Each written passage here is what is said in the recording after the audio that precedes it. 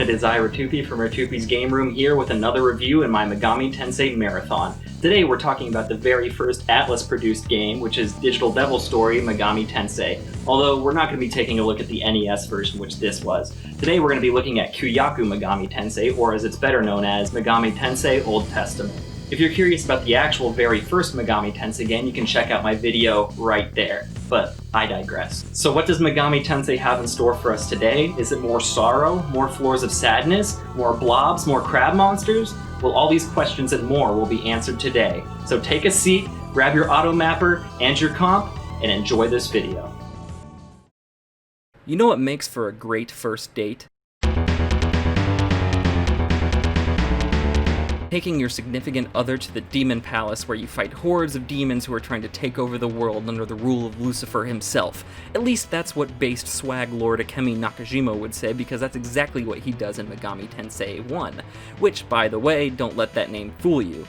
This is not the start of our story, in fact it is far from it. First we have to establish that while this is the first game in the Megami Tensei series, besides that other one, we have to establish, as I have established a million times before on this channel, that Megami Tensei started out as a series of novels by one Aya Nishitani, which would later see an animated OVA adaptation of the first book, which kinda deserves a video of its own, but we'll get back to that later. Then, after we would see two video game adaptations of the series, one of Light and one of Dark, the game does a pretty alright job of summarizing the story so far, which is that Akemi Nakajima is a bullied kid from high school who develops a demon summoning program with the help of Loki to do some rather messed up stuff that I will not get into this video. But at the end of the day, Nakajima realizes that he is in fact the reincarnation of Izanagi, and Loki is bad and stinky, so he beats him up pretty good. Also, Yumiko, who's the reincarnation of Izanami, is there too. Then in the second book, Set gets summoned and Nakajima gives him the old 1-2, and there we are pretty much caught up. The game started development in 1987 along Telenet's version, which I covered in the video before. The game was directed by a young and impressionable series godfather, Koji Okada, with the story being written by Kazunari Suzuki, and guided by Nishitani himself, with music by series vet Tsukasa Masuko, and artwork done not by Kazuma Kaneko, at least initially, but actually by Isaki Minoru, who would later do a game in the Guilty Gear series, which is a pretty neat overlap. Kaneko, however, did go back and redo the art for Kyūyaku Megami Tensei. The game was initially released on September 11th, 1987 for the Famicom, a couple months after the aforementioned Telenet version. The game was remade and bundled with Megami Tensei 2 and Kyūyaku Megami Tensei on the Super Famicom on March 31st, 1995. The game would later receive a mobile port in 2004, and it just got translated thanks to the awesome fan efforts of this wonderful person right here. The NES version was also included in a Namco collection that came out in Japan in 2020. Alright, so that's enough context. What do I actually think about the game? Well, why don't you just calm down, because I'm about to get to it. Oh, right, the gameplay. I know that's no surprise, but this game is really the foundation in which the rest of the series is built up from, in terms of basic mechanics and design philosophy. Megami Tensei 1 is a first-person dungeon crawler JRPG with monster collecting elements. The game is essentially one giant dungeon with various sections with their own demons and layouts. These sections include the Tower of Daedalus, which serves as the entrance into Lucifer's domain, the Plains of Valhalla, the floating city of Bien, the mountains of Mazurka, the Sea of Flames, and the Labyrinth of Infinity. The dungeons are honestly a little straightforward in this entry, minus a couple cases of mandatory backtracking. The sectors mostly consist of finding a magical MacGuffin which protects you from boss's magic, fighting said boss, and then progressing.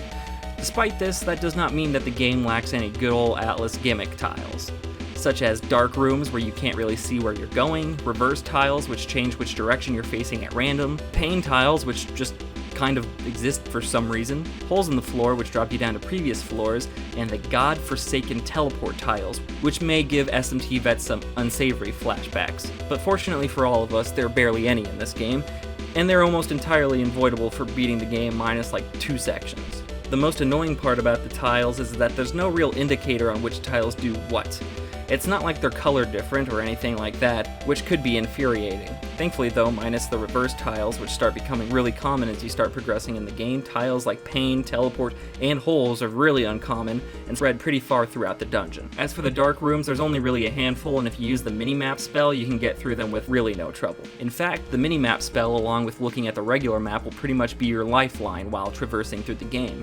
Knowing exactly what stairs go up, or what direction you're facing is key to not getting lost in the labyrinth of repetitive walls. And while we are on the topic of useful spells other than the minimap and healing spells, I feel like magic in this game is really useless in general. Out of all the battles between regular enemies and bosses I've faced in my playthrough, spells seem to really do very minimal damage to any of the enemies. And when I say minimal damage, I mean like between 7 and 10 damage apiece. I found using physical attacks was the way to go, even with Yumiko, whose build should revolve around using magic for heals in the minimap. I did quite a bit of grinding in this game, and no matter what different combinations of spells I used on certain enemies, it seemed to do no good on the various demons that you encounter, including, of course, the giant enemy crab. So most of the time I just found myself doing auto battles for just about everything, including some bosses. In fact, I think the only boss that I didn't really have to use auto battle on was the final boss, because that theme just goes so hard for no reason.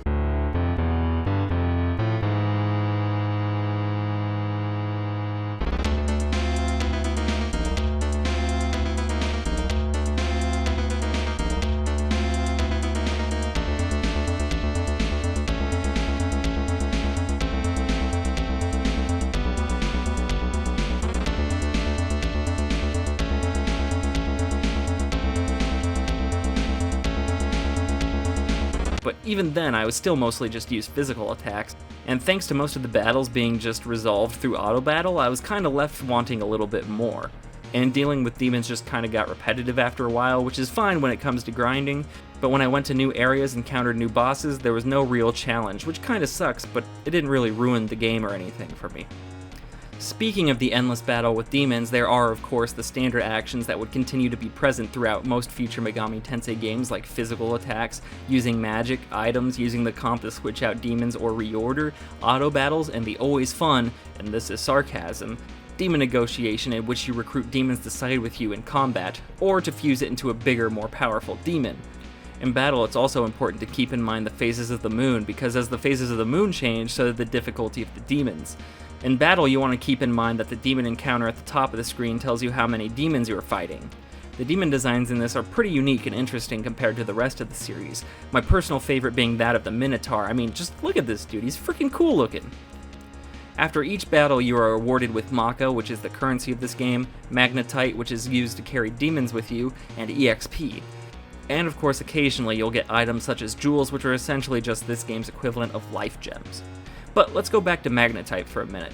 Magnetite is a mechanic that's been taken out of more recent Megaten games, but still holds some plot significance. It's essentially a material in which the demon's physical bodies are composed of, so to have the demon summoned out in the physical world with you, it consumes Magnetite.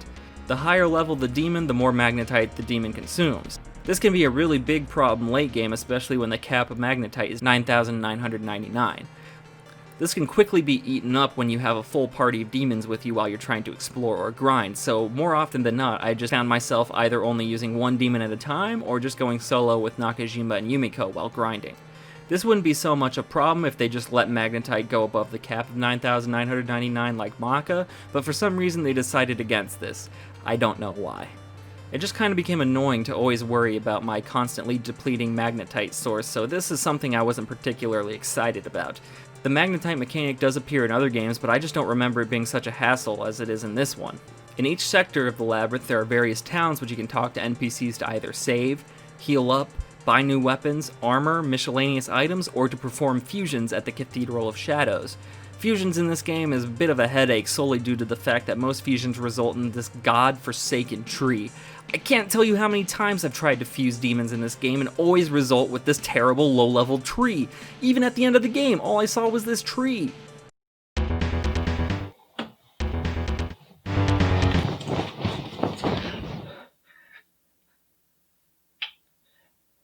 Anyway, there are other cool activities to do in this game, such as in the floating city of Bien, where there is also a place to get a nice beverage, play slot machines, and guess the number. I can tell you right now I spent quite a bit of time playing slots, more than I'd like to admit.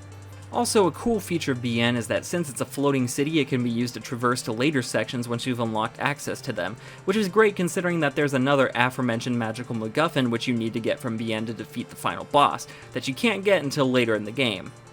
You will also encounter various NPCs and writings on the wall throughout the labyrinth that give useful tips on how to find certain items or secrets. And there's also Rick. I really like Rick. He also has his own part in the credits because he's just so darn special.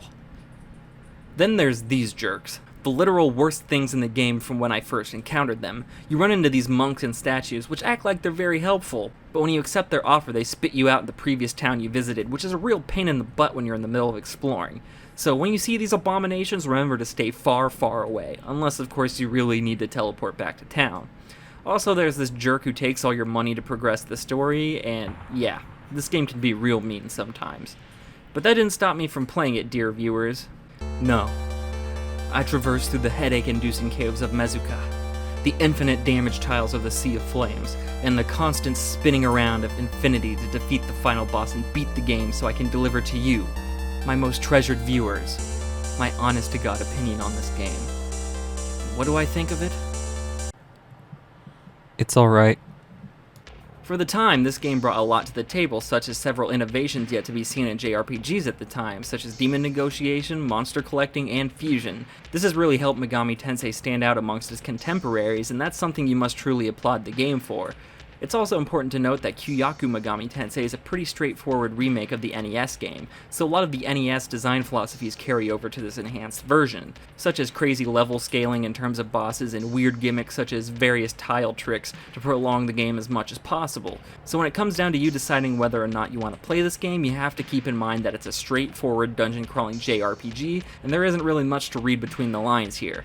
But if you can look past all that and appreciate the game for what it is and what legacy it spawned in the greater Megami Tensei franchise, then I'd say go ahead and give it an honest Nakajima try. And if that doesn't sound appealing to you, that's perfectly understandable. There are plenty of other great and fun games in the series to try.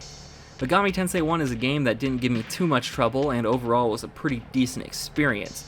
It's something that I'll fondly look back on and might even play again one day. Now, where am I placing this on my S&T tier list? I'll put it right about, yeah. Today we had lots of fun taking a look back at the very first Atlus Megami Tensei game, but what comes after that?